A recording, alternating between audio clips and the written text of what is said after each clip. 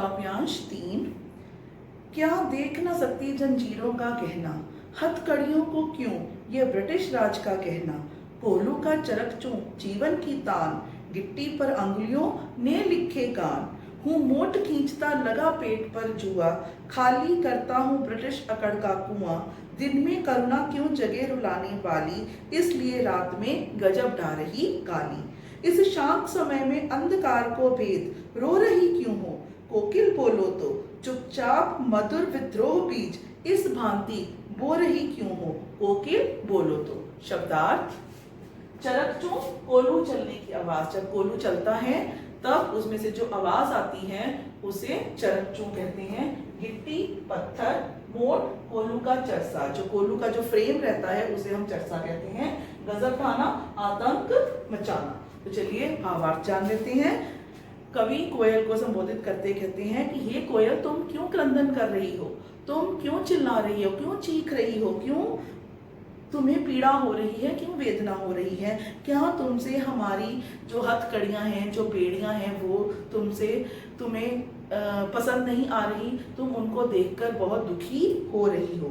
हथकड़ियां क्यों, ये ब्रिटिश राज का कहना, लेकिन यह हमारे लिए हथकड़ियां नहीं है। ये हमें ब्रिटिश सरकार द्वारा, ब्रिटिश शासन द्वारा प्रदान किए गए आभूषण हैं, जिन्हें हम आभूषणों की तरह पहने हुए हैं और ये हमारा श्रृंगार कर रहे हैं। और हमें गर्व हो रहा है कि हमने अपने देश की रक्षा करते हुए इन गहनों को पहना है। कोल्हू का चरक तो जीवन की तान। अब कोल्हू को चलाते हुए जो उसमें से तान फूटती है, चरक चूं की आवाज आती है, वही हमारे जीवन का संगीत बन गया है।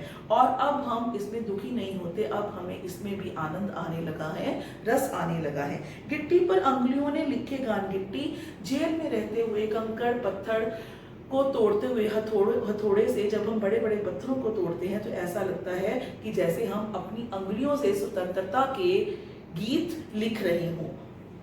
खाली करता हूँ ब्रिटिश अकड़ का, हूँ मोट खींचता लगा पेट पर जुआ। और जब मैं कोल्हू का मोट अपने पेट पर लगाते हुए उसका फहरसा खींचता हूँ, उसका चरसा खींचता हूँ, तो ऐसा लगता है कि जैसे मैं ब्रिटिश सरकार की अकड़ को तोड़ रहा हूँ। ब्रिटिश सरकार के सामने, ब्रिटिश शासन के सामने अपराज्य रहते हुए, उनकी यातनाओं को सहते हुए, उनके दम का कुआं, दमकूप, उनके अहंकार के कुएं को खाली कर रहा हूँ, उसे रिक्त कर रहा हूँ। दिन में करुणा क्यों जगे रुलाने वाली, इसलिए रात में गजब ढा रही आली।